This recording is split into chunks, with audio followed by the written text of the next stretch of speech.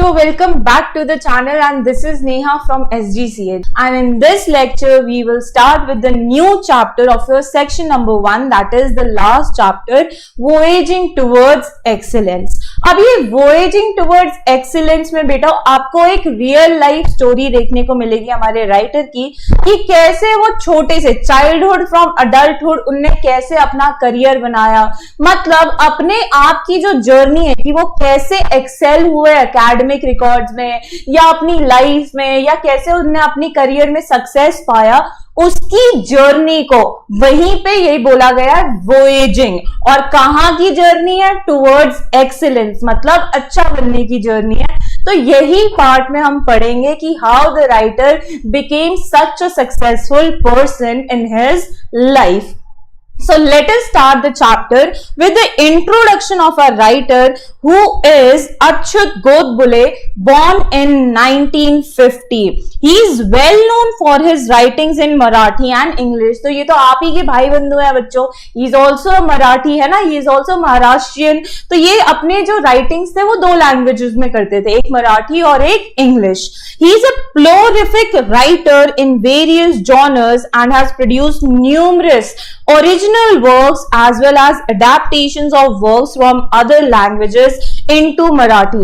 Prolific कहने का मतलब बहुत ज्यादा इंडल्ज थे ये राइटिंग में, मतलब इनको ना बहुत ज्यादा भाती थी राइटिंग, तो ये बहुत सारी राइटिंग करते थे। तो इनके कुछ काम ओरिजिनल होते थे, मतलब खुद वो लिखते थे, नहीं तो कुछ काम के वो अडेप्टेशंस लेते थे। अडेप्टेशंस कहने का मतलब ऑलरेडी लिखी हुई स्टोरीज को ट्रांसलेट करते थे अपनी लैंग्वेज में। Okay, His writing style is informative yet very informal.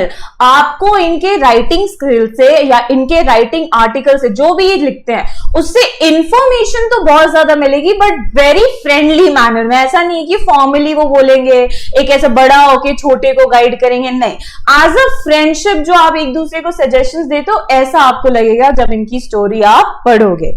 He became a chemical engineer from IIT Mumbai in 1972 and headed top management positions in companies of great repute. तो he became a chemical engineer, जहां वो कहां से पढ़ाई की थी उन्होंने? IIT Mumbai.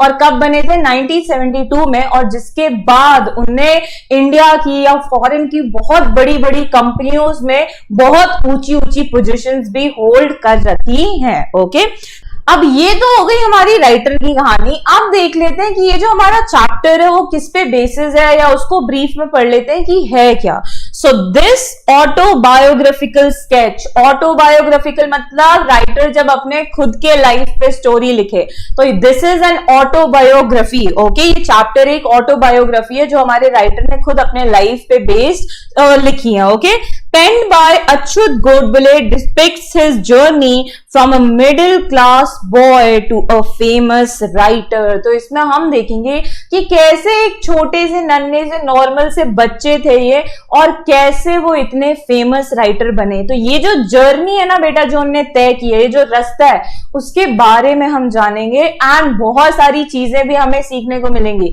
Because we are at this point where we are building our career. तो जो इनने मिस्टेक्स किया वो हमें नहीं करनी, जो इनने गुड चीजें की है वो हमें सीख लेनी है, ताकि हम भी अपना करियर सक्सेसफुल बना सकें। Okay, he was a successful general manager of Patni computer systems. तो ये एक जनरल मैनेजर भी रह चुके हैं of which company? Patni computer system.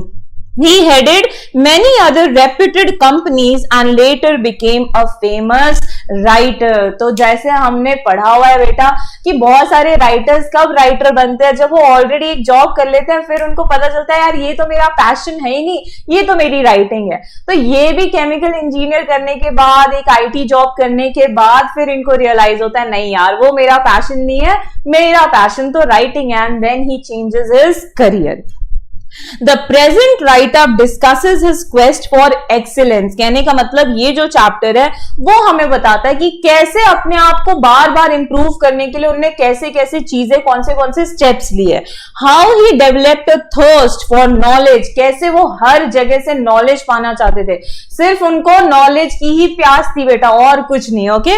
He discusses at length the ingredients, essentials of success and the ways to achieve it. कहने का मतलब ये हमें बताते हैं कि सक्सेस बनने के लिए हमारे पास कौन सी क्वालिटीज होनी चाहिए, और अगर हमारे पास वो क्वालिटीज है तो किस तरह से हमें वो स्टेप्स लीड करने चाहिए ताकि हम अपनी लाइफ को सक्सेसफुल बना सकें. Okay. So from my point of view this chapter is very important. आपको बहुत सारी इंफॉर्मेशन देखने को मिलेगी. एक इनलाइटनिंग चैप्टर होगा आपके लिए, क्योंकि आप भी उसी स्टेज पे हो जहां पे आप भी अपना करियर बनाना शुरू कर रहे हो. Okay. So please listen to this chapter very carefully and read it thoroughly. So let us start with our chapter Voyaging Towards Excellence. I had a very simple upbringing. कहने का मतलब इनका जो बचपन था वो बड़ा ही सिंपल था. We were at lower middle class. ये कहने का मतलब मिडिल क्लास से जो थोड़ा सा नीचे आता है, पुअर से थोड़ा ऊपर एंड मिडिल क्लास से थोड़ा नीचे, वो उस कैटेगरी में इनकी फैमिली आया करती थी. Our 300 square feet house did not even have basic amenities such as a fan, a refrigerator, a geyser, a dining table और अ गैस स्टोव. देखो बच्चों, इनकी जो चाइल्डहुड है ना वो बड़ा कोई इतना खास नहीं रहा है या कोई इतना महंगा नहीं रहा है जहां पे वो लग्जरियस लाइफस्टाइल जिए. बहुत सिंपल लाइफस्टाइल है जहां पे इनका घर सिर्फ 300 फीट का था. एंड उस घर में इनके पास बेसिक एम्यूनिटीज भी नहीं थी. बेसिक लग्जरीज जो सबके पास होती है लाइक फैन, गीजर, स्टोव, वो भी नहीं था. तो you can imagine the difficult childhood he has lived. Leave alone an air conditioner और अ कार. तो एयर, एसी और कार की बात तो बहुत दूर गई. जहां फैन ही नहीं है वहां एसी कहां हो सकता है. It was only when I entered the college that I got a watch and we got a dining table and a gas stove at home. तो जब ये कॉलेज पहुंचे, सबसे पहले जो दिन था, तभी इनको जिंदगी में पहली बार एक घड़ी मिली थी और इनके घर में एक डाइनिंग टेबल आया था और गैस स्टोव आया था. Nevertheless, culturally, I had a rich childhood. भले इकोनॉमिकली इनकी जो चाइल्डहुड है वो बहुत एकदम बेकार हुई हो, लेकिन कल्चरली, ट्रेडिशंस के मामले में, रिचुअल्स के मामले में, कल्चर्स के मामले में इनका जो चाइल्डहुड था वो बहुत ज्यादा रिच था. अब उसका भी रीजन बताती हूं कैसे. Poets like Vinda Kirandikar, Mangesh Pandgaonkar and Vasant Bapat used to visit our home, and for hours I could listen to the discussions about poetry and literature, Marathi and English. तो इनके जो father थे ना, he was also a poet, या उनका जो field था काम का, that was in music. तो इनके घर पे ना आते जाते हर दिन कोई ना कोई बड़ा बड़ा पोएट, नहीं तो कोई सिंगर, नहीं तो कंपोजर आते रहते थे और इनके घर पे डिस्कशंस चलते रहते थे. जस्ट इमेजिन, भले ही घर छोटा है लेकिन बड़े बड़े जाने माने सिंगर्स आ रहे हैं डिस्कशंस करने के लिए. तो सोचो इनका जो चाइल्डहुड है भले ही इकोनॉमिकली पुअर था बट कल्चरली रिच था. और जनरली जो डिस्कशंस होते थे वो दो लैंग्वेजेस में होते थे, Marathi and English. They used to talk about केसवर्थ, मधारिकर, Shakespeare, Charles Dickens and Thomas Hardy. जो महंगे महंगे बड़े बड़े राइटर्स है ना बेटा, उस टाइम के फेमस जो कंपोजर्स या राइटर्स या ऑथर्स हुआ करते थे, उनके बारे में डिस्कशन चलती थी. जस्ट इमेजिन उन डिस्कशन से इनको कितनी नॉलेज मिलती होगी. I did not fully understand their discussions in depth, but I was immensely impressed. कहने का मतलब छोटे थे तो हर एक बात तो नहीं समझ पाते थे, लेकिन उनके लिए वो डिस्कशंस बहुत ज्यादा फैसिनेटिंग होते थे, बहुत ही ज्यादा माइंड कैचिंग होते थे, जहां पे उनका ध्यान पूरे डिस्कशंस में ही रहता था. We also were lucky to have Pandit Kumar Gandharva, Pandit Bhimsen Joshi and Pandit Jasraj visit at our place and talk about Indian music till late night or sometimes dawn. तो कभी कभी इनके जो डिस्कशंस चलते थे, कोई कोई कंपोजर्स म्यूजिक वाले आते थे एंड इतना डिस्कशन चलता था कि पूरी रात जब तक सुबह नहीं हो जाती थी तब तक डिस्कशंस चलते रहते थे. तो सोचो इनको कितनी इंटरेस्टिंग, अमेजिंग या फैसिनेटिंग वो डिस्कशंस लगते होंगे. This is how and why I developed my interest in literature and music during my school days. तो आपने देखा होगा कि घर पे जैसा हमारा माहौल रहता है ना, हम उन्हीं चीजों में इंटरेस्ट लेना शुरू करते हैं. तो सिंस इनके घर में music, authors, writers, poets, composers के बारे में डिस्कशन चलते रहता था, तो स्कूल में भी इनका जो इंटरेस्ट था वो किस फील्ड में था? म्यूजिक एंड लिटरेचर, दोनों में. I did not and even today understand the grammar of music, but I began to love it tremendously since then. कहने का मतलब क्या कि छोटी सी एज में लेकिन उनको ये नहीं पता था कि म्यूजिक का क्या होता है, राग क्या होता है, सुर क्या होता है, ताल क्या होता है, but still he used to take a lot of interest in that field. Okay. And this is why he became a writer. This is the first reason and the primary reason why he became a writer in his latter life. Most of the times, the topics of discussions at our home were about music, literature, paintings, sculptures, etc. I could listen to the discussions about Van Gogh, Mozart and Michelangelo, etc. कहने का मतलब बहुत सारे sculptures के बारे में discussion चलते थे, पेंटिंग्स के बारे में डिस्कशन चलते थे, और उन्हीं पेंटिंग से पेंटर्स के नाम डिस्कशन में आते थे, तो उनको वहां से नॉलेज मिलती थी.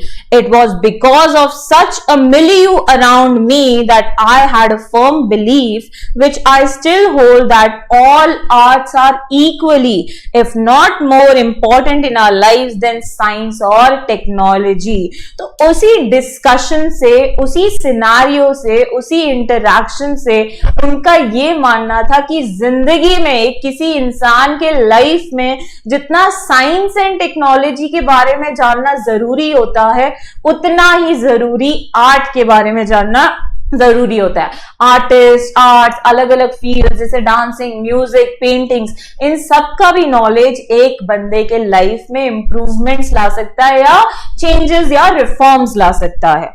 I had learned from my childhood that money does not mean anything in life. कहने का मतलब इनको बचपन से ये बात समझ आ गई थी जो आज तक हमें नहीं समझती है, that लाइफ में सिर्फ पैसा ही कुछ नहीं होता. ठीक है, सिर्फ हर कुछ पैसा ही नहीं होता है. It is necessary, but if at all there is something which enriches our lives and put meaning to our existence, it is the arts, music and literature. ठीक है, ये भी डिनाई नहीं कर रहे कि बिल्कुल भी पैसा नहीं हो तो भी चल सकता है. Yes, it is a basic need. Money is a basic need. लेकिन हमारी लाइफ को चेरिश करने के लिए या लग्जरियस बनाने के लिए सिर्फ पैसा इंपॉर्टेंट नहीं है, उसके साथ हमारे कल्चरल वैल्यूज, हमारी knowledge about art, music and literature, ये भी इंपॉर्टेंट होती है. So this is not to say that I did not like science or mathematics. इन बातों से इनका ये कहने का मतलब नहीं है कि इनको साइंस और मैथ्स बिल्कुल भी पसंद नहीं है, सिर्फ लिटरेचर और आर्ट्स पसंद है, म्यूजिक पसंद है.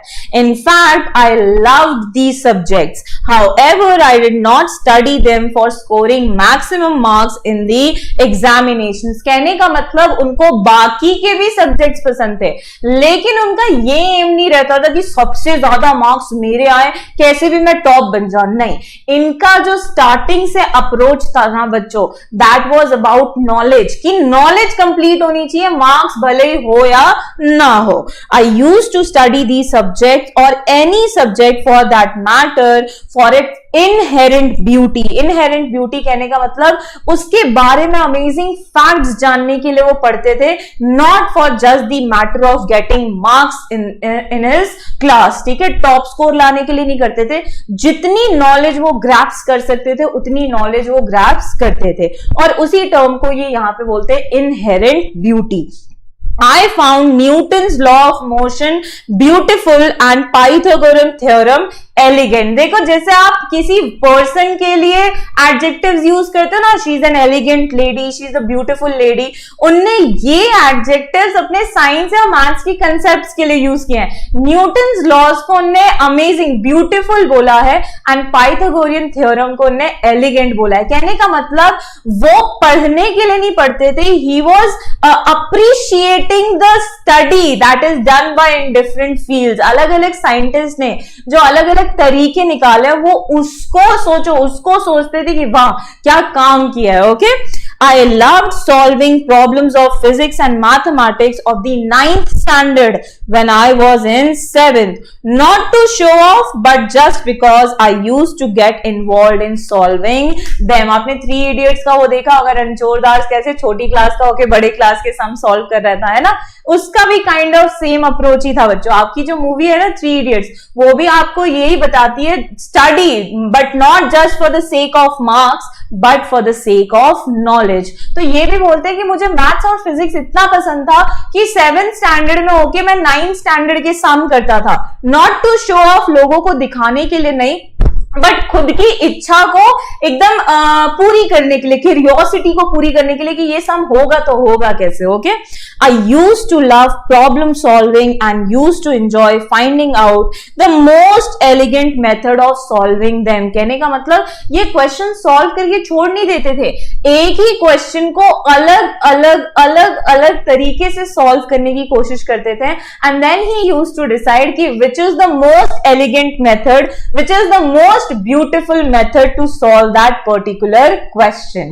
Obviously these problems were not a part of the curriculum, but I enjoyed the whole process. School में ये सिखाया नहीं जाता कि तुम ऐसे करो वैसे करो, अलग अलग तरीके से सॉल्व करो, बट इनको इतनी क्यूरियोसिटी थी, इनको इतना मजा आता था कि that he has this approach of study, this attitude of looking beyond marks, very important, listen to this line beta, this attitude of looking beyond marks or examination and to seek joy in solving any challenging problem helped me to develop a problem solving attitude which came handy when I appeared for my IIT entrance JEE, because this exam is completely based on your problem solving ability and the ability to think not only logically but quickly and rapidly.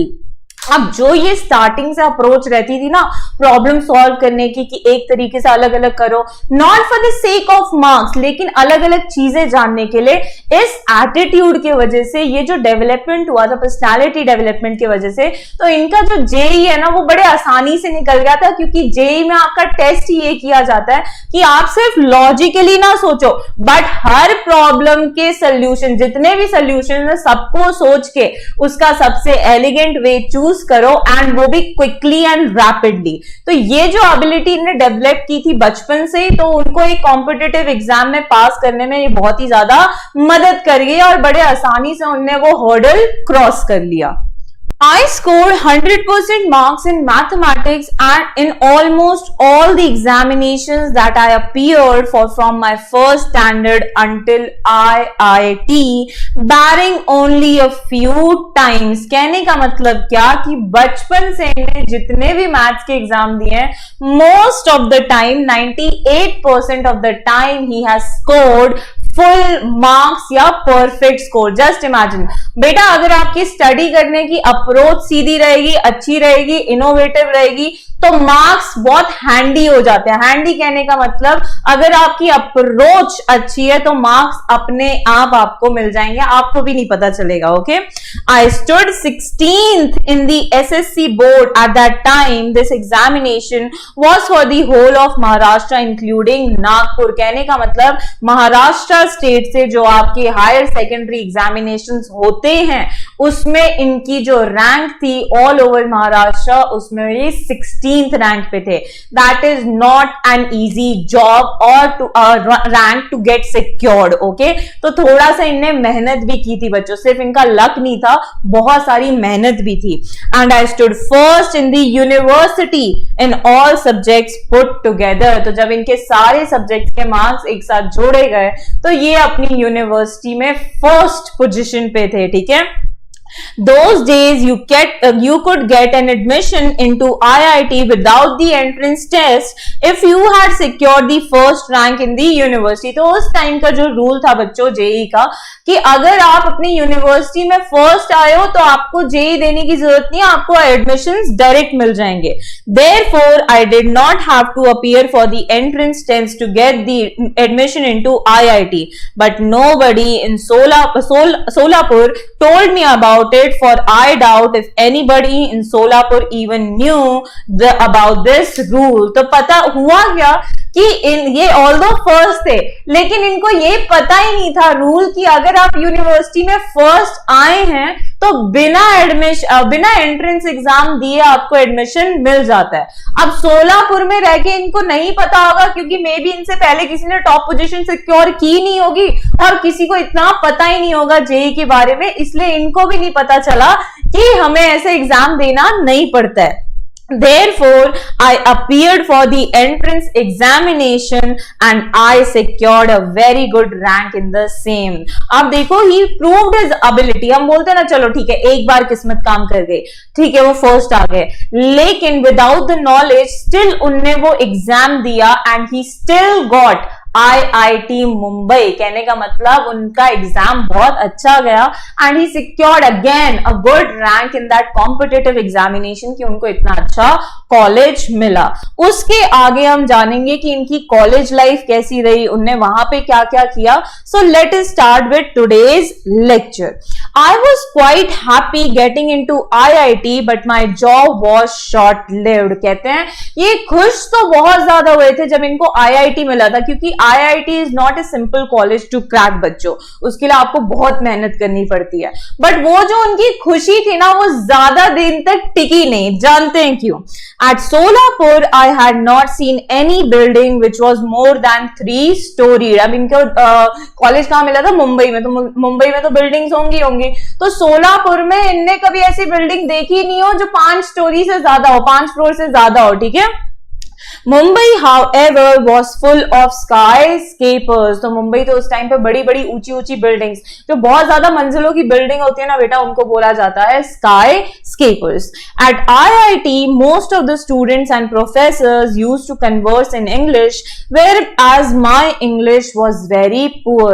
Although he was very smart at studies, लेकिन जो इनकी English बोलने वाली ability थी वो बहुत ही ज्यादा खराब थी. इनको इंग्लिश इतने अच्छे से नहीं आती थी. बट IIT में सारे टीचर सारे फैकल्टीज तो इंग्लिश में बात करते थे. I had my entire education in Marathi. तो इनका जो स्कूल था वो कैसा था बेटा? मराठी मीडियम, सब वहां पे मराठी में पढ़ाया जाता था. My spoken English was quite pathetic. लिख तो सकते थे, लिख लेते थे अच्छा, बट जब वो बोलते थे ना तो वो बहुत ही ज्यादा खराब इंग्लिश बोला करते थे. Not only did I have a very weak vocabulary but my pronunciation also was terrible and my construction of English sentences very awkward to say the least. अब देखो इंग्लिश वर्ड्स इनको समझ आते थे, ये पढ़ते थे तो उनको मीनिंग पता रहता था, लेकिन जब वो बोलते थे तो वर्ब का सब्जेक्ट, सब्जेक्ट का ऑब्जेक्ट आड़ा टेढ़ा कर देते थे एंड उनके जो प्रोनाउंसिएशन थे वो भी थोड़े गांव टाइप थे. क्यों? क्योंकि बचपन से ही मराठी पढ़ते आए हैं, इंग्लिश उन्हें कभी बोली नहीं है, तो प्रोनाउंसिएशन उनको पता कैसे होगा. Due to all this I was feeling quite lonely and terrified in Mumbai and IIT in particular. तो इसकी वजह से उनका एक मोराल जो है बेटा वो डाउन हो गया, क्योंकि बाकी सारे बच्चे इंग्लिश में बात करते थे तो इनको समझ आता था बट कन्वर्स ही नहीं कर पाते थे, बात ही नहीं कर पाते थे क्योंकि इतनी अच्छी इंग्लिश आती नहीं थी. तो धीरे धीरे उनका जो मोराल है, उनकी जो मतलब थिंकिंग है ना, जो माइंड सेट है वो वहां से हटने लगा और उनका मूड ऑफ होने लगा. I had developed N inferiority complex and wanted to run away from IIT and even Mumbai. तो इन चीजों के वजह से क्या हुआ बच्चों कि उनके अंदर एक inferiority complex आ गया. inferiority कहने का मतलब जब आप बाकी सारे लोगों से खुद ही अपने आप को कम मानते हो, that is inferiority complex. अपने आप को inferior मानते हो. एंड उनको चाहना था कि अब तो कैसे भी वो IIT मुंबई से भाग जाएं, क्योंकि अब उनसे ये काम होगा ही नहीं. Just imagine a scenario scenario जहां पे आप नए नए स्कूल में जाते हो और वहां पे सब इंग्लिश में बात कर रहे हैं बट आपको इंग्लिश बोलनी नहीं आती, तो कैसा लगेगा बच्चों? सेम जैसा ये फील कर रहे हैं, तो ही इज ऑल्सो ह्यूमन, तो वो भी कुछ ऐसा ही फील कर रहे थे उस कॉलेज में रह के। One day I was sitting at my mess table in the hostel sipping tea when a senior guy came and sat on the chair adjacent to me। तो अब ये एक रैगिंग का आपको इंसिडेंस बताते हैं, जहां पे वो कॉलेज के जो हॉस्टल था ना बच्चों, वहां पे वो बैठ के चाय पी रहे थे, बड़े आराम से मिलती होगी हॉस्टल में, ठीक है। तो उसी टाइम पे एक सीनियर गाय, मतलब उनसे जो सीनियर था, उनसे जो ऊंची वाली क्लास में था, वो आके उनके बगल में बैठ जाता है। एडजेसेंट मतलब बगल में आके बैठ जाता है। He was an convent educated guy with fairly sophisticated English, at least spoken or colloquial English। कहने का मतलब क्या कि वो जो सीनियर था वो कौन से स्कूल से पढ़ा हुआ था? कॉन्वेंट स्कूल से। और कॉन्वेंट स्कूल ऐसा है जहां पे सिर्फ और सिर्फ इंग्लिश ही बोली जाती है, मतलब कंपल्सरी वहां पे रूल था, तो उसकी इंग्लिश तो बहुत ज्यादा फ्लुएंट होगी, ठीक है, बड़े आसानी से निकल रही थी, ठीक है। तो वही बोलते कि कॉन्वेंट बंदा है इसलिए उसकी इंग्लिश इतनी अच्छी थी कि वो भी हैरान, मतलब खुद हैरान हो जाते थे।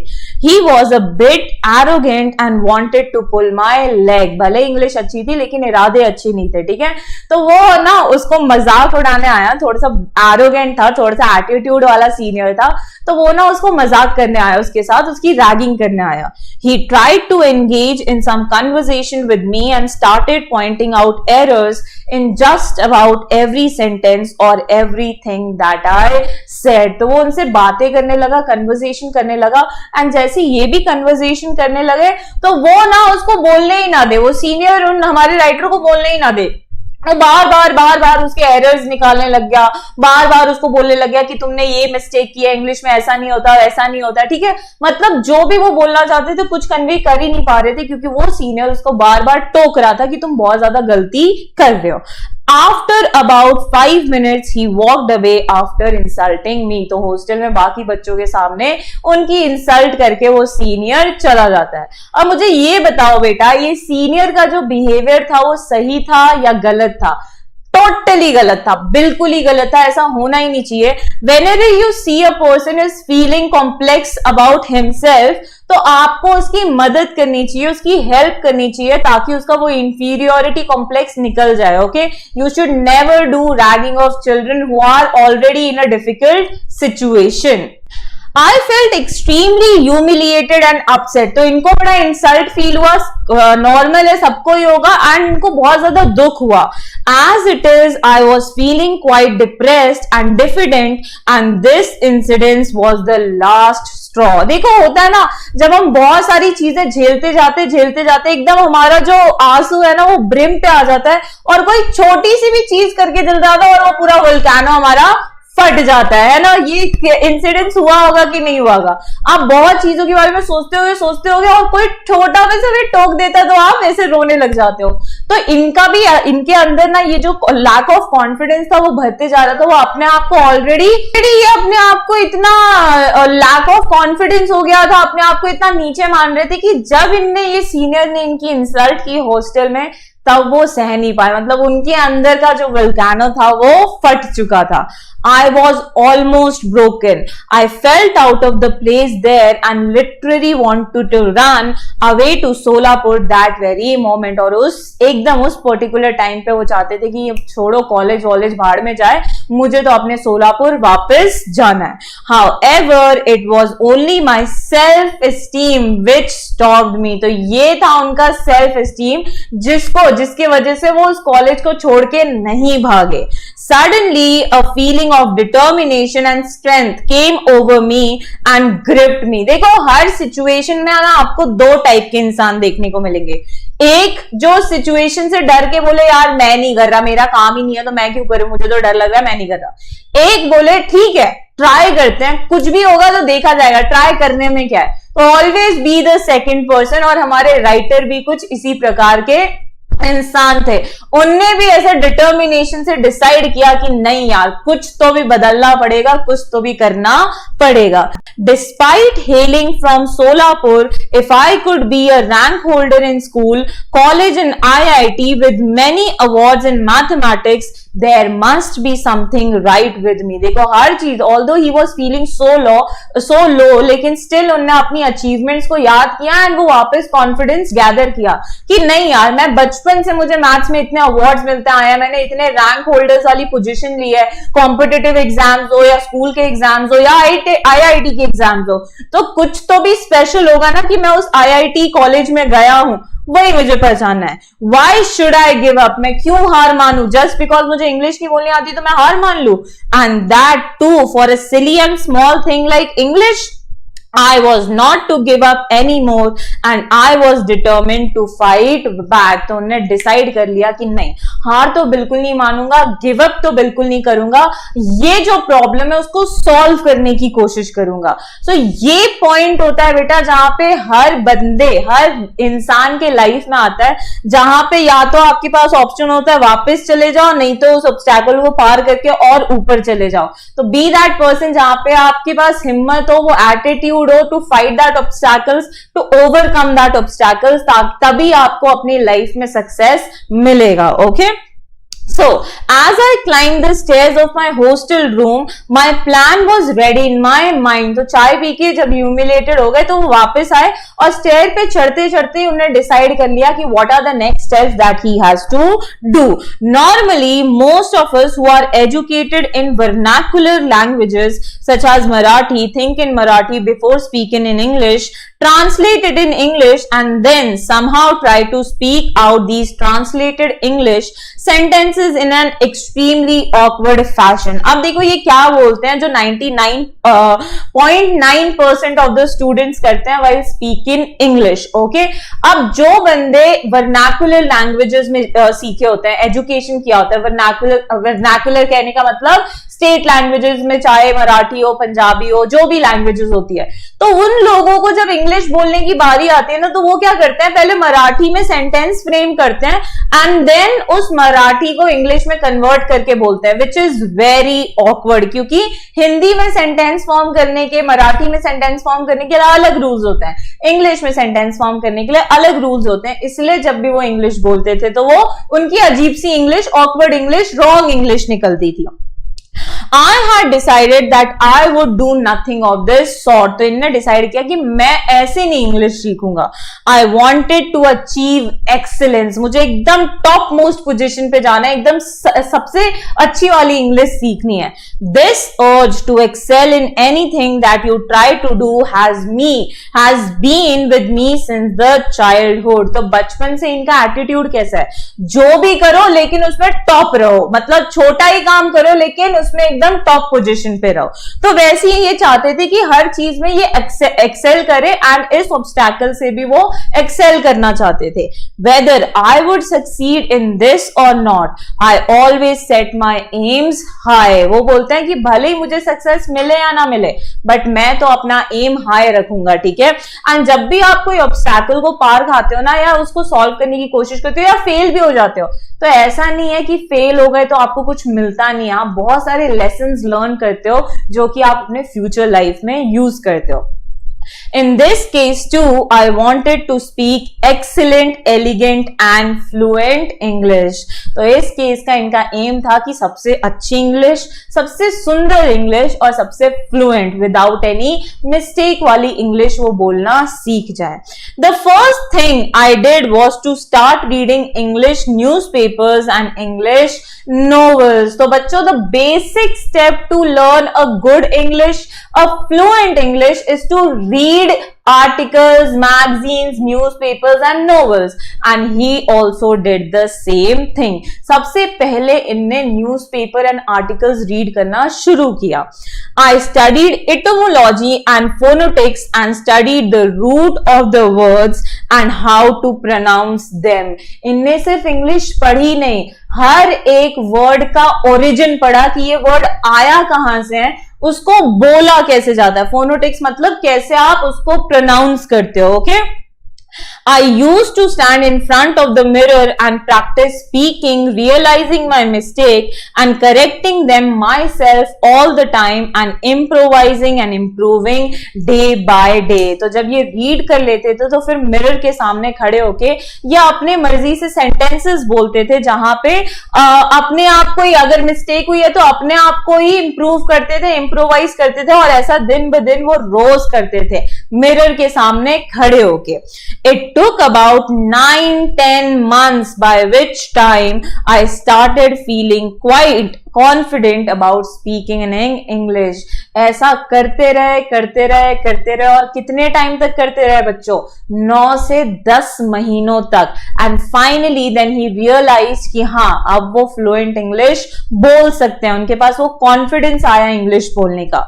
एट लेंथ विद एनीबडी मतलब जो चाहे वो बोल सकते हैं, ठीक है. My fear had vanished and I started feeling at home in my hostel. तो उनका जो डर था वो इंग्लिश बोलने वाला, वो फाइनली उनका खत्म हो गया, गुम हो गया, चला गया, एंड वापस उनको जो हॉस्टल है ना अपना घर जैसा दिखने लगा. मतलब वो he was feeling happy. अब वापस वो कॉन्फिडेंस आ गया था उस कॉलेज में सर्वाइव करने का. In my future career, out of 32 years in information technology field, I was the chief executive or managing director or head of software company with thousands of software engineers worldwide. तो IT गाय रह चुके हैं हमारे अच्युत गोडबोले, ठीक है. इनने अपने IT industry में कितना टाइम बिताया बच्चों? 32 years. एंड आपको पता है कि IT इंडस्ट्री में सर्वाइव करने के लिए एक बेसिक नेसेसिटी तो इंग्लिश होती है, okay. And that too IT में इन्हें कोई छोटा मोटा जॉब नहीं किया है, कंपनी का सीईओ या फिर मतलब top most positions of companies उन्हें सिक्योर किए हैं या होल्ड किए हैं. During that period I had to give several presentations और negotiate many contracts with the CEOs, directors और VPs in the US, UK और ऑस्ट्रेलिया. तो उस 30 ईयर टाइम स्पैन में उनको बहुत सारे डील्स करने थे, कॉन्ट्रैक्ट्स करने थे, प्रेजेंटेशंस देनी थी, मीटिंग्स करने थे बहुत बड़े बड़े लोगों के साथ. I was absolutely at ease at that time. तो उस टाइम उनको कोई भी दिक्कत नहीं आई because he had invested 9 to 10 months for that particular part of speaking English fluently. सोचो, जब आप टाइम इन्वेस्ट करोगे ना तो कभी भी वो टाइम जो है बेटा बर्बाद नहीं जाएगा. चाहे अब वो कोई भी पैशन में लगाओ, कोई भी हॉबीज में लगाओ, वो आपके कहीं ना कहीं तो काम आएगा ही.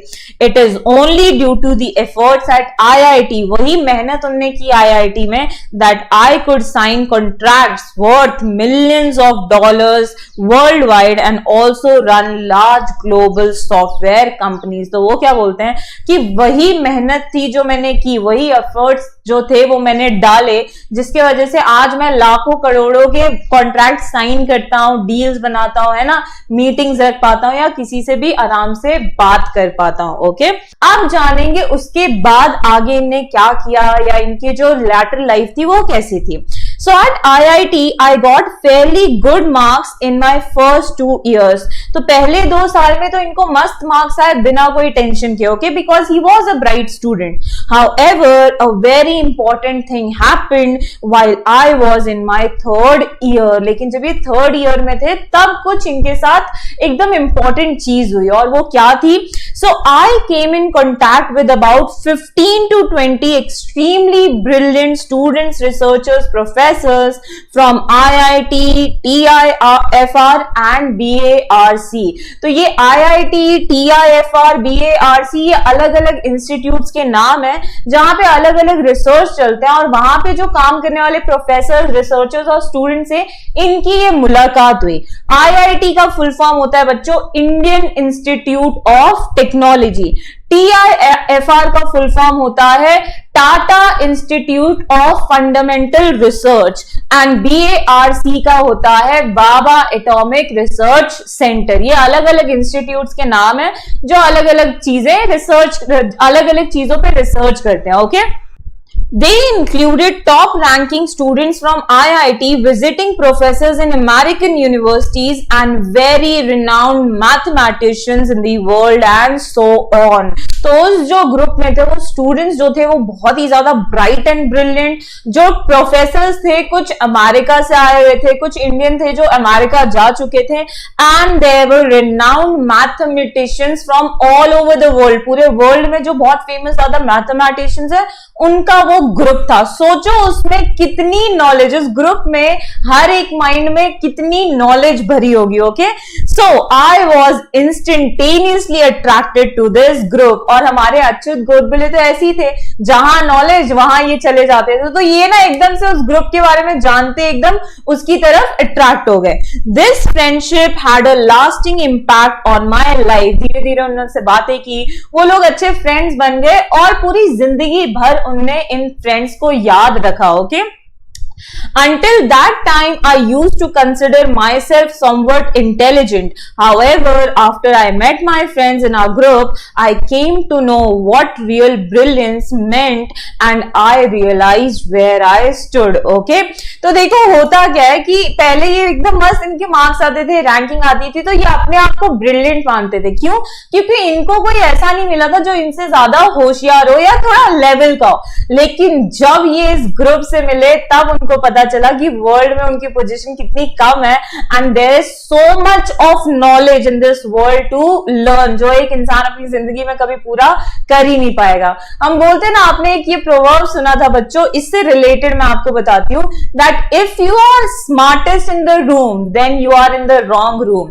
अगर आप ऐसे रूम में हो जहां आप सबसे ज्यादा स्मार्टेस्ट हो, ठीक है, तो आप गलत रूम में हो बेटा, रूम चेंज करो एंड देन तब आपको पता चलेगा कि दुनिया में कितनी नॉलेज और हम कितना पीछे हैं। ओके, सो सेम वे इनका भी रियलाइजेशन हुआ। I was actually also very lucky that I came in contact with great people on the global scale early in my life. देखो ये जो कहते हैं ना एक्सपोजर, बहुत सारे लोगों को बहुत लैटर लाइफ में मिलता है, बहुत 30-40 के बाद, जब तक सारी जान भी खत्म हो जाती है। बट ये इस बात में लकी थे, ये इस बात में ग्रैटिट्यूड शो करते थे कि हाँ, इन सारे इतने ब्रिलियंट पीपल से मिलना जो था वो उनके अर्ली लाइफ में ही पॉसिबल हो गया था, near about in his 20s. Later my life, when Mr. Narayan Murthy left Patni to start Infosys, I started heading Patni Software Division, occupying the same chair. तो पहले जो पटनी कंप्यूटर्स को चलाने वाले लीडर थे वो थे नारायण मूर्ति, लेकिन उनने वो अपनी पोजीशन छोड़ के वो कहां पे चले गए, इन्फोसिस को डेवलप करने। ओके, इन्फोसिस को स्टार्ट करने। तो वो जो पोजीशन थी जो वेकेंट हो गई थी वो किसको मिली थी, हमारे अच्युत गोडबोले। कहने का मतलब बच्चों ने बहुत बड़े काम किए थे तब जाके इनको इतने बड़ी पोजीशन मिली थी। My head office was in Cambridge, Massachusetts, USA, very near Boston. Okay, तो बहुत इनके जो हेड ऑफिसेस थे अलग अलग जगह पे थे, कुछ कैम्ब्रिज में थे, कुछ मैसाचुसेट्स में थे, कुछ यूएस में थे, जो आसपास बॉस्टन के एरिया के आसपास थे। It was in fact the adjacent building to MIT in America. और यूएसए में जो उनका हेड ऑफिस था वो जस्ट किसके एडजेसेंट था, MIT के। Okay, I had to visit the US every few months in those days. तो उनको हर बार कभी ना कभी मतलब रेगुलरली ना US से जाना पड़ता था, अलग अलग काम के लिए, अलग अलग चीजों के लिए। I use to visit MIT during lunch time to meet my friends. तो उन्हें MIT से कुछ फ्रेंड्स भी बना लिए थे और जब इनके ऑफिस का लंच टाइम होता था तो वो उनसे मिलने चले जाते थे। मतलब क्या बेटा, मिलने मतलब जाते थे तो टाइम पास नहीं करने जाते थे। He goes to his friends, he visits his friend या he visited his friend because he wanted to gain some new knowledge. मतलब he was always welcoming towards nature knowledge.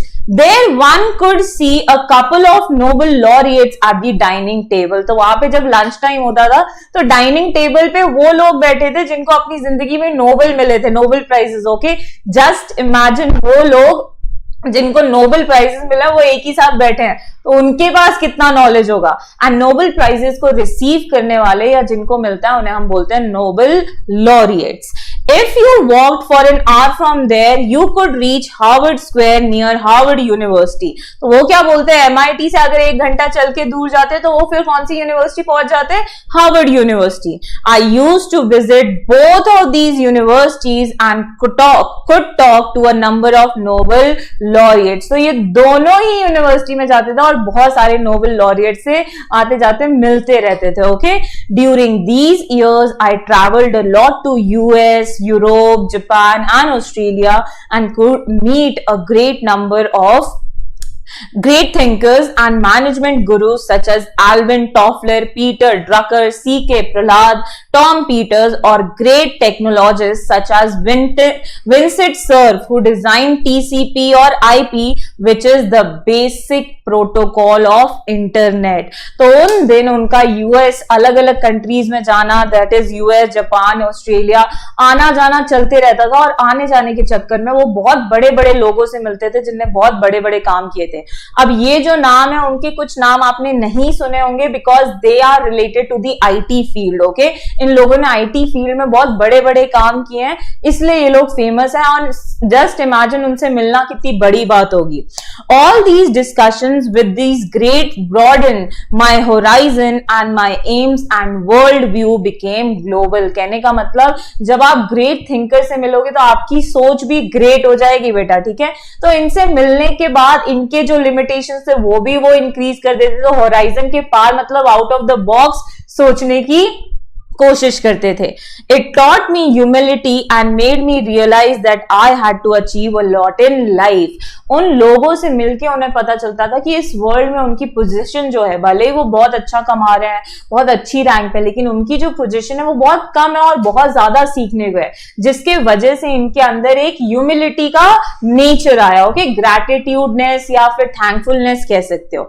The lesson in humility and hard work as well as passion for excellence was going to play a very important and vital role in my life. कहने का मतलब ये हमें इस incident से ये बताना चाहते हैं कि आप जिंदगी में कितने ही बड़े इंसान क्यों ना बन जाओ, लेकिन you should always be ground to earth. कहने का मतलब किसी को हमें नीचा नहीं समझना चाहिए, किसी को हमें इंफीरियर और अपने आप को सुपीरियर नहीं समझना चाहिए. ये ह्यूमिलिटी और हार्डवर्क ही होता है जो जब पैशन के साथ मिलता है तब जाके आपको अपने लाइफ में सक्सेस मिलती है. Coming back to my groups in IIT, my friends were not only more intelligent than me, but they were very well read. कहने का मतलब जब भी ये जाते थे किसी से मिलना अपने ग्रुप ऑफ फ्रेंड से, तो वो सिर्फ उनसे ज्यादा इंटेलिजेंट नहीं होते थे, वेल इन्फॉर्म्ड होते थे, उनको सारी चीजें पता रहती थी. They had interest in all the subjects like science, technology, sociology, physiology, economics, philosophy, anthropology, archaeology, political science, etc. कहने का मतलब वो सिर्फ अपने फील्ड के बारे में नहीं जानते थे, जितने भी सब्जेक्ट्स हैं उनके बारे में उन लोगों को नॉलेज रहता था, इसलिए उन्होंने वो वर्ड यूज किया है, well read. Our group was interested in all of these branches apart from all the fine arts such as music, literature, painting. In short, our group was interested in almost anything under the sun and which concerned human life and existence. कहने का मतलब उनके friend जो थे वो सारे subjects की study करते थे, सारे चीजों को पढ़ते थे, सारे चीजों को समझते थे एंड सारे चीजों को अप्लाई करते थे. ऑलमोस्ट एनीथिंग अंडर द सन मतलब जो भी उनको मिलता था पढ़ने के लिए, चाहे वो किसी भी फील्ड का क्यों ना हो, वो उठा के पढ़ लेते थे. इतने ज्यादा वो इंटरेस्टेड रहते थे ह्यूमन के बारे में जानने के लिए and the way of existence. Okay, I was immediately attracted to the group and developed immense and deep interest in all the branches of knowledge. तो वो एकदम से अट्रैक्ट हो गए थे, उनको पसंद आ गए थे कि भाई ये तो अच्छे लोग हैं एंड वो सारी चीजें जो वो करते थे उनसे ज्यादा अट्रैक्ट हो जाते थे. None of these subjects were part of our curriculum at IIT, but again I never studied for scoring marks in any examination. ये जो जितने भी सब्जेक्ट थे जो पढ़ रहे हैं वो उनके करिकुलम, उनके कोर्स का कोई भी भी हिस्सा नहीं था, but he studied for gaining knowledge and not for the sake of marks. Okay, here was a sea of knowledge in front of me which I thought was necessary to pass the examination of life, which was far more important than just passing the IIT examination. तो इनका क्या मानना था कि यहाँ पे एक तो समुद्र भर का नॉलेज है, देखो IIT में इतनी बड़ी बड़ी लाइब्रेरी होती है, अलग अलग चीजें होती हैं, तो इतना समुद्र भर के नॉलेज है और मुझे तो ये पूरा का पूरा समुद्र पी लेने का, मतलब पूरी की पूरी नॉलेज गेन करनी है। क्यों? क्योंकि मेरे लिए एग्जामिनेशन ऑफ लाइफ, जिंदगी के एग्जाम ज्यादा इंपॉर्टेंट होते हैं रादर देन आईआईटी के एग्जामिनेशन से। It is very difficult to become a master or an expert in all the subject, but it was very important for me to understand at least the basic principles of most of these subjects. ये क्या कहते हैं कि हर एक subject में expert बनना is kind of impossible. ठीक है, आप एक ही फील्ड में एक्सेल कर सकते हो, मतलब, लेकिन इनका क्या मानना था कि ठीक है, अगर मैं हर एक सब्जेक्ट में हर एक फील्ड में एक्सपर्ट नहीं बन सकता, बट उस फील्ड की बेसिक नॉलेज मेरे पास होनी चाहिए, मुझे पता होना चाहिए कि उसमें क्या होता है या क्या नहीं होता है। Any of us could easily top the GRE examination and migrate to the US। GRE examination is examination, it is like a competitive examination जो आप देते हो और आप US में माइग्रेट हो जाते हो, मतलब US में काम करते हो, वहीं पे रहते हो। ठीक है, तो वो तो कोई भी दे सकता है। However, that thought never even touch our minds। तो इनके जो फ्रेंड्स थे और ये थे, वो कभी ऐसा नहीं सोचते थे कि हम यहां से पढ़ेंगे और US में जॉब करेंगे, जापान में जॉब करेंगे, ऑस्ट्रेलिया में जॉब करेंगे। To understand the world and how it works and serving India and her people was far more important to us। तो कहने का मतलब ये सिर्फ पढ़ने पे ध्यान नहीं देते थे, he was also dedicated towards his country and his friends also। इसलिए इनका मानना था कि यहीं पढ़ेंगे, यहीं जॉब करेंगे और इंडिया को एक वेल डेवलप्ड कंट्री बनाएंगे। Therefore, I plunged into all these branches of knowledge। तो मस्त उनने डाइव मारी सारी चीजें पढ़ने के लिए। ओके, देखो बेटा, यहाँ पे मैं लिटररी टर्म्स नहीं यूज करी, जैसे इनने सी ऑफ नॉलेज बोला, इसलिए मैं बोल रही हूँ डाइव मारी। कहने का मतलब उनने शुरुआत की सारी चीजों को पढ़ना। It was a period of renaissance for me. Renaissance for me कहने का मतलब शुरू से शुरुआत करना, फ्रॉम द 0 पॉइंट। ओके, जब उनने सारी चीजें पढ़ना शुरू की। We use to discuss about relativity, these are physical terms, physics के टर्म्स में। ओके, न्यूटन, आइंस्टाइन आपने सुना होगा। So we use to discuss about relativity, big bang, aesthetics, literature, philosophy, economics and many other subjects every day until late into the nights. रात भर 2-3 बजे तक ये सिर्फ डिस्कशंस करते रहते थे, अलग अलग थ्योरम्स पे, अलग अलग क्वांटिटीज पे, अलग अलग लिटरेचर फॉर्म्स पे, अलग अलग डांस फॉर्म्स पे। Okay, my cupboard was full of books on a variety of topics. तो आप इनकी कबर्ड देखते हो हॉस्टल के, तो उसमें एक फील्ड के बुक नहीं पाते, सारे बुक, हर फील्ड की एक एक बुक आपको जरूर मिलती।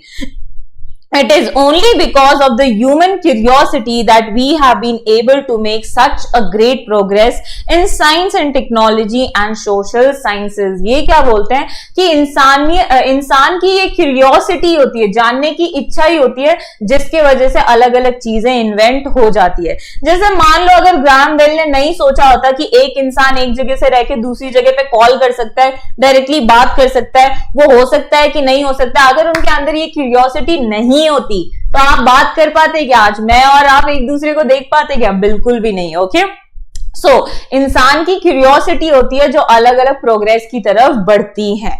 I have a number of limitations, but one thing I am proud of is the curiosity, humility and humanity। तो है तो इनके पास बहुत सारी चीजें गर्व करने के लिए, लेकिन ये किस पे प्राउड फील करते हैं? उनकी क्यूरियोसिटी, जानने की इच्छा, humility, ground to earth nature and humanity, इंसानियत, that is concern for our fellow human beings. खुद को बढ़ाने की कोशिश नहीं कर रहे हैं, अपने साथ पूरे टीम को, पूरे इंडिया को भी बढ़ाने की वो कोशिश कर रहे हैं। I learned these values during my IIT days। तो ये सारी चीजें उन्होंने अपने कॉलेज डेज के टाइम पे सीखी थी।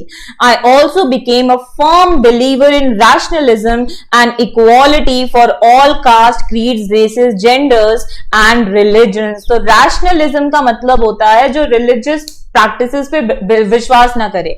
He needs scientific explanation for everything। Okay, तो इन पे ये rationalism वाला एटीट्यूड भी आ गया था एंड इनके लिए हर एक कास्ट इक्वल थी, मतलब ये किसी के बीच में पार्शलिटी या डिस्क्रिमिनेशन भी नहीं करते थे। I started treating nature as God and humanity as religion. तो इनने नेचर को अपना भगवान माना और इंसानियत को अपना धर्म माना। ऐसे करके उनने अपनी इतनी अच्छी वैल्यूज डेवलप की हैं। सो आई पास from IIT, joined a non-violent social movement for tribals with Sarvodaya, participated in a peace satyagrah, went to jail for 10 days, came back to Mumbai, was jobless for a while, worked for ₹125 per month to supervise workers at the night shift in a mechanical workshop, changed 13 houses in Mumbai, and finally settled on information technology as my career.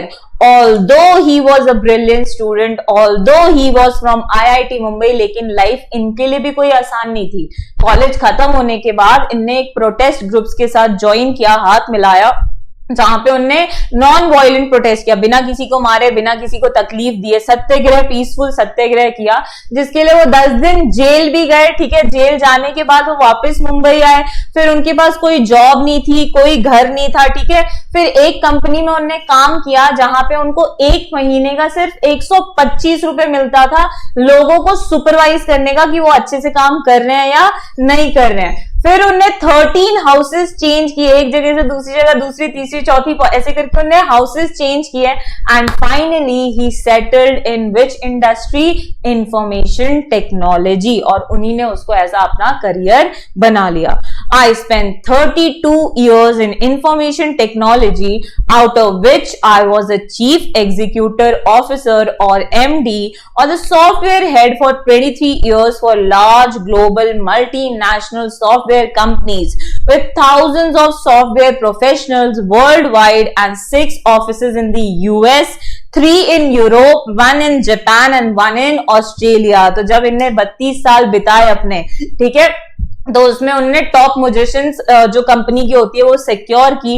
और इनके 6 offices हुआ करते थे America में, 3 offices हुआ करते थे Europe में, 1 ऑफिस होता था जापान में एंड 1 ऑफिस होता था ऑस्ट्रेलिया में। सोचो ये कितना बड़ा काम, कितनी चीजें मैनेज कर रहे थे।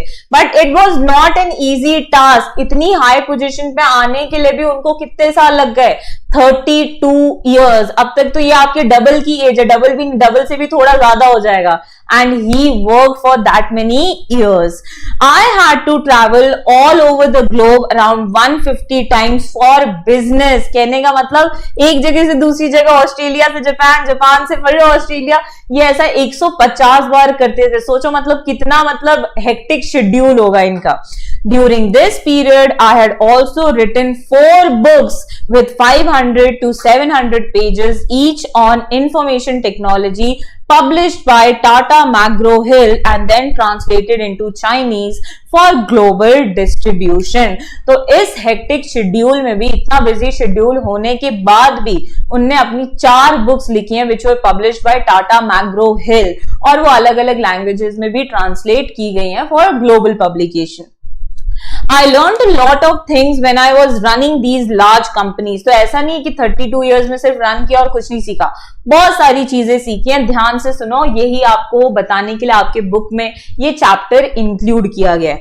The first one was the importance of team work. हमें टीम वर्क करना चाहिए। कैसे करना चाहिए? बिना टीम के हम आगे नहीं जा सकते।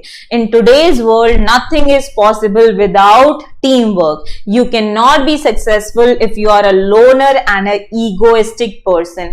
अगर आप चाहते हो नहीं यार मैं तो अकेले रह के कर लूंगा, नहीं मुझे किसी के साथ नहीं रहना, आई डोंट वांट टू, लेकिन आप ज्यादा सक्सेसफुल नहीं बन पाओगे अगर आपका ऐसा नेचर रहेगा। जिंदगी में आगे बढ़ना है तो टीम वर्क आपको सीखना पड़ेगा। ये अपना ईगो थोड़ा साइड में रख के लोगों से मेल मिलाप करना ही पड़ेगा। Secondly, you need to learn from the front by setting a good example in front of your staff। अगर आप किसी टीम को लीड कर रहे हो तो ऐसा नहीं कि आप रिलैक्स होके सो जाओ और टीम को बोलो तुम काम करो, नहीं। अगर आपको अपनी टीम अच्छी बनानी है then you should be a good example for your team staff। Third was that you need to treat your subordinates and your colleagues as friends।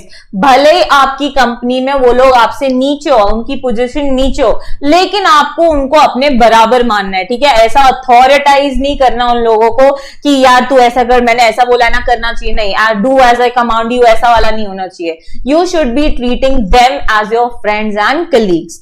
In my career I made a few mistakes, ये भी इंसान है, इनसे भी गलती होती है, but learn a lot about motivation, motivation के बारे में जाना कि किस किस पॉइंट पे मोटिवेशन कैसे मदद करता है।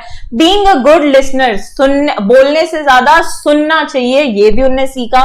Target setting and the art of delegation which forms such an important part of today's management, how to speak to someone, how to refer to someone, how to listen to other people, ये सारी चीजें सीखनी होती है, तब जाके आप किसी एक एक्सीलेंस पाते हो किसी भी फील्ड में। Okay, After working for all these software companies for so many years, I wanted to return to my first love, that is to read and write on various subjects concerning human life and existence. तो इतने सारे साल काम करके इनने जब finally एक point आ गया जहां पे उन्होंने डिसाइड किया कि नहीं, I should do what my passion says, what my passion is, and his passion was to read and write. तो उन्होंने एक करियर स्विच करने की कोशिश की। Therefore I gave up 2 offers of around 3 crore rupees per annum to become a writer। इनने 2 offer छोड़ दिए, और 2 ऑफर कितने रुपए के थे बच्चा, जो साल में उनको 3 करोड़ देते थे। मतलब आप जीरो गिनते गिनते कंफ्यूज हो जाओगे, और उनने वो ऑफर रिजेक्ट कर दिए ताकि वो राइटर बन सके। This is what passion means बच्चों। 3 करोड़ की जॉब लेके आप खुशी नहीं हो तो वो जॉब करने का कोई फायदा नहीं, भले ही आपको लगे यार वाह इतने पैसे हैं। नहीं बेटा, एक पॉइंट आता है जहां पे आपको अपने मेंटल स्टेट, अपना अंदर का जो माइंड सेट होता है ना, वो ज्यादा इंपॉर्टेंट होता है पैसों से कंपेयर जब आप करोगे तो। So this is how my second innings as a writer in Marathi began, and this is how his second career started, इसलिए उन्होंने सेकेंड innings बोली है। After this, I have written about 34 books in Marathi। तो कौन सी language में लिखा था? Native language, that is Marathi. Most of them have become best sellers with tens of thousands of copies sold for each। कहने का मतलब जो भी उनने बुक्स लिखी है मोस्ट ऑफ द टाइम वो बेस्ट सेलर्स ही रही हैं। However, it is not for the sale, not the sales or the money that is important to me as much as the fact that these books have brought about very good changes in the lives of thousands of readers। अब देखो, money इनका primary aim कभी था ही नहीं। Book भी ये जब लिख रहे तो ये पैसे कमाने के लिए नहीं लिख रहे थे, ये चाहते थे कि लोग इसको पढ़े और लोग पढ़ के इनकी जिंदगी में कुछ चेंज आए, और वैसा ही हुआ। Okay, After reading my autobiography Musafir and a book on psychology Mannat, hundreds have come out of depression and more than a dozen have given up thoughts of committing suicide and decided to start all fresh। तो इनने जो अपनी autobiography लिखी थी and psychology पे एक book लिखी थी मन्नत, उसको रीड करके हजारों लोगों ने सुसाइड का जो थॉट है अपने माइंड में, जो वो चाह रहे थे कि नहीं यार अब जिंदगी में हम कुछ नहीं कर सकते, सुसाइड ही बचा है, वो उनने सुसाइड वाला थॉट गिव अप करके एक नई शुरुआत करने की कोशिश की। जस्ट इमेजिन, आप एक बुक लिखो और एक इंसान जो पूरा डिप्रेशन में था, एकदम उसकी हालत खराब थी, मेंटल स्टेट पूरी बेकार हो गई थी, एंड आपकी बुक पढ़ के वो इंप्रूव करने की कोशिश करे तो कितना अच्छा लगेगा, right? So there are hundreds who tell me that they understood the theory of relativity or Big Bang after reading my book on science किमायागर। ठीक है, तो आप देखो जो लोग ये इक्वेशन जो होती है ना रिलेटिविटी, उसको समझना बहुत आसान बात नहीं है बेटा, लेकिन इनने साइंस पे भी एक बुक लिखी थी जिसका टाइटल था किमायागर। उसको लोग पढ़ के समझ गए थे कि what does one mean by theory of relativity and big bang theory. So my book board room on management पे भी इनने बुक लिखी। देखो, पहले ऑटोबायोग्राफी लिखी, फिर साइकोलॉजी पे बुक लिखी, अभी साइंस पे लिखी है, now he has written on management, has created at least 20 successful entrepreneurs. उनकी बुक पढ़ के 20 लोग ऐसे हैं जो एकदम सक्सेसफुल बिजनेसमैन बन चुके हैं। Then there are hundreds who tell me that they now can understand economic times और NDTV profit after reading my book on economics अरहत। तो उनने इकोनॉमिक्स पे भी बुक लिखी है, जिसकी वजह से लोगों को इकोनॉमिकल टर्म समझने लग गए, लोगों को मार्केट समझने लग गया कि क्या होता है, कैसे पढ़ना होता है. Okay, Many have turned to mathematics after reading my book on mathematics. गणिती, मैथ्स पे भी इनने बुक लिखी है और बहुत सारे लोगों ने इनकी बुक पढ़ के मैथ्स के फील्ड को ऑप्ट कर लिया क्योंकि उनको कुछ ना कुछ तो इंटरेस्ट आया होगा. The same is true about my books on Indian music. Indian music पे भी उनने बुक लिखी है जिसकी वजह से लोगों ने म्यूजिकल फील्ड चूज किया. नदवेद, इंग्लिश लिटरेचर, जरपोजा, painting, canvas, western films, limelight and western music, symphony और books such as genius series. तो these were the fields he had written his books in. Okay, और एकदम अलग अलग फील्ड है. सोचो बच्चों, बुक लिखने के लिए ना आपके पास इतना नॉलेज होना चाहिए, तब जाके आप इतना नॉलेज कन्वे कर पाते हो. एंड हर फील्ड में इतना नॉलेज होना, तो वो he was a very bright intelligent person. रक्ता और विटामिन और अनर्था, it is these reactions of thousands of readers and the feelings that I am touching the heart of thousands if not lakhs of my readers that keeps me going. तो वो क्या बोलते हैं, यही प्यार है जो मुझे भले ही लाखों से तो नहीं हजारों से मिलता है, बट मेरे लिए वो मोटिवेशन का काम करता है जिसकी वजह से मैं आगे काम करता रहता हूं. Why am I telling you my story? अब the question is कि ये क्यों अपनी स्टोरी आपको बता रहे हैं.